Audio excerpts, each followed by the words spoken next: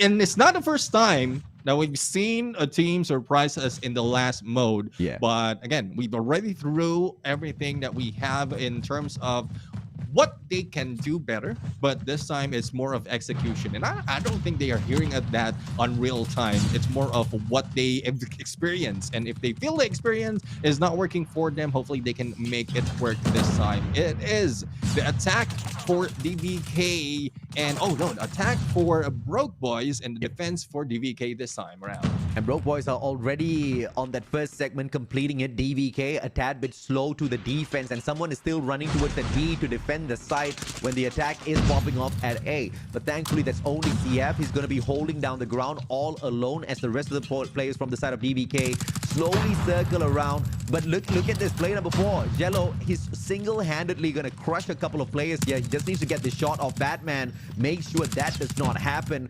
But is this going to be enough to stop the attack? He goes down, but a good backstab this time around from the side of DVK. And look at Broke Boys. They're switching it up, going straight towards the Research Institute, and they're going to be able to push this into the square center. They're making sure they keep this a little bit fresh and forcing DVK to halt halfway through the central garden. But DVK is playing this smart as well, not running straight up towards that A side. They kind of have this figured out. It's just the gunfight seems to be torturing them a bit. Yeah, the gunfights, and well, it's fair in terms of life, but in terms of the capturing as well as trying to prevent Broke Boys to go in for that capture, it's really a little bit too low and slow for DVK at this point. They need to go for a better angle to clean up anyone who's stepping on those plates. And as you can see, Bravo is almost being taken down with one plate or one tick to be risked on Alpha later on with plenty of time to spare. Broke Boys might have this on the bag, but it's a good thing that the cleanup once again happened in the final moment for the side of DVK.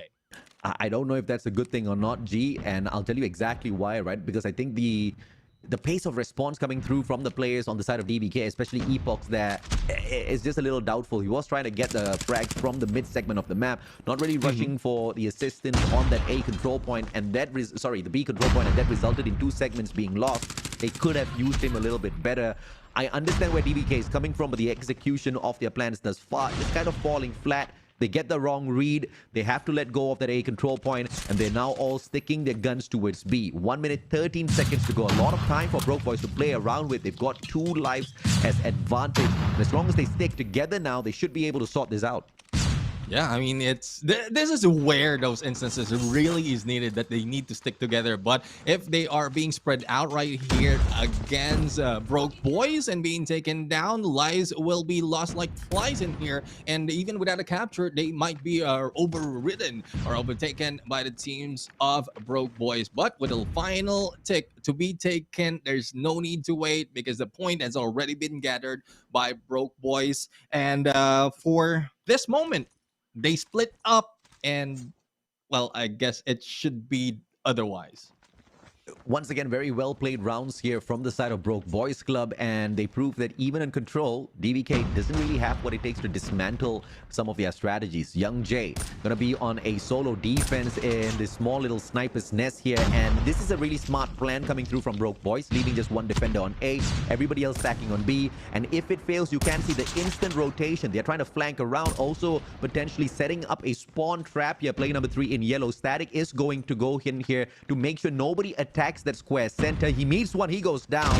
Information gets relayed. Player number 4 in yellow with the claw down mid. You can see 7 rotating over as well. That is communication. Broke Boys Club are communicating with each other, and they're controlling the map. DVK is being outplayed mainly because of this. Yeah, I mean, I love how Jella is sewing through from Alpha to Bravo to break break the spawn a little bit closer, and probably to trigger that stop one trap. Now, the split push is being done by Broke Boys right now, again, to initiate that spawn trap, and no one from DVK is pushing through. It's just all angles covered, but this time around, they'll be able to step in onto the Bravo, but is there enough time for them? Because they've lost a lot of time as well as a lot of lives in here, and it's just a matter of what we were talking about, that Broke Boys will be able to win. But you look at how Broke Boys are just circling around now. They've got them encapsulated inside of the square center. 17 seconds to go. They stop the clock from being paused. Okay, they continue the clock, I have to say. And they continue slaying out the players as well, overextending. And that's going to allow Oro to once again hit the pause on the clock. But a good concuss comes halfway through. A double concuss pauses Oro in his spot. He takes the pro to avoid the shot. Smart play from Oro, but 7 finally deals with the trouble. 6 seconds. The pause is there, and that's about it. That wraps up game number 2. Valiant effort, DVK, but Broke Boys had them once again outplayed, not just with strategy, but with clear communication, sending the players not held to skelter, but to very precise locations to defend the map. Yeah, I mean, I would say that is, compared to the first one, that's a better game for DVK right here. They responded well, but they were lost in terms of the approach as they go in for that Bravo, and they've lost all their lives. So they need to slow down a little bit, as well as go in for separate approach in Alpha Bravo, as Broke Boys is now rushing in. First stick already been taken, but with all the utilities being pulled out, AJ, I don't think this is looking good for DVK. Yeah, at this point, Broke Boys just want to finish this off quick and move on with the day, probably have some dinner. A couple of the boys, I believe, have got dates later on today, so they want this chop, man. DVK is not making the day any bit more difficult for the side of Broke Boys. Look at the speed. They speed run through this. They've got more than 2 minutes now for this A control point. They swing around. They've got 6 lives in terms of an advantage. Epox hits a double on top of everything else. Z-Man trades back 1. The number still on the side of Broke Boys. They have got the numbers thin. Look at this strategy pause. They're waiting just in specific angles down on both flanks as well as mid, calling the 2 backup players down mid to control the mid segment of the map. Central Garden in hand. Now they've got a 2-pronged attack. But DVK for the first time is playing a solid defense on control.